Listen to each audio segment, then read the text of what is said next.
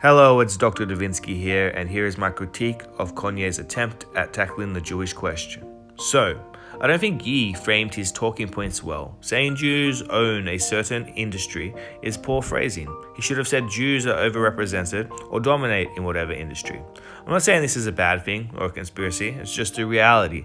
Jews are only about 2% of the American population, yet have significant overrepresentation in all facets of the media, academia, finances, and other influential industries. Overall, Jewish Americans are significantly outperforming the national average on income and life satisfaction. All of these points are fully referenced on my YouTube channel, Dr. Davinsky. It is an important time for white people from Western nations to seize this moment and echo the following sentiment on Jewish privilege, East Asian privilege, Indian privilege, and how a double standard is applied in Western nations. The double standard, which needs to be challenged, is attached here, so you can see from various Jewish organizations such as Stop Anti-Semitism, a Jewish advocacy group with hundreds of thousands of followers across their verified platforms. The consensus seems to be 1. Why should Jews be blamed for being successful? 2. Why does it matter if there is overrepresentation? 3. Do Jews need quotas in areas they are overrepresented? These Jewish groups and the comments under these posts scream, "No!" All of these questions are raised and have policies implemented when it comes to the discussion of white privilege. Here lies the hypocrisy. Europeans shouldn't be disadvantaged or blamed for our race when it comes to our collective achievements. If Jews, Chinese, and Indian Americans can also celebrate their group success, why can't we? Why can they put down their success to hard work and other factors, but white people's success is a product of privilege and racism? This narrative needs to change, and we must realize that different groups will have different group averages. There are so many more factors than just systemic racism for any one group to become dominant in the field, such as cultural norms, upbringing, history, sociological factors, etc.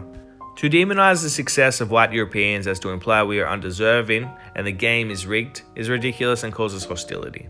What I've noticed living abroad and studying race relations across countries is that even though minorities tend to have it much worse in other nations, the racial cohesion is better here because there isn't a hyperfixation on race and to phrase the dominant narrative that minorities are oppressed and the dominant group is the oppressor.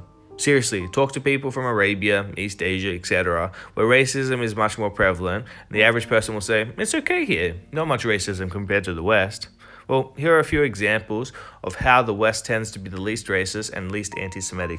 You can check this out by going to my YouTube channel and going to the Race Relations playlist.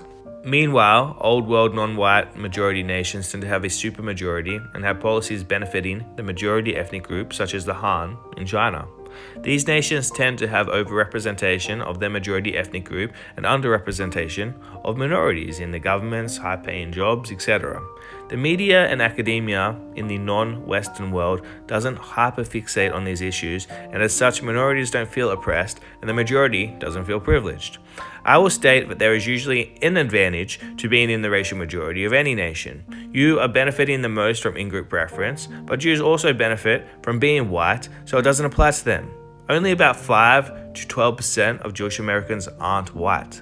So then, why do Jews get this minority card and victim status when other previously oppressed white ethnic groups such as the Irish, Italians, Germans, and others do not? The history of a lot of Europeans has been that of genocide, political oppression, and even redlining in the USA.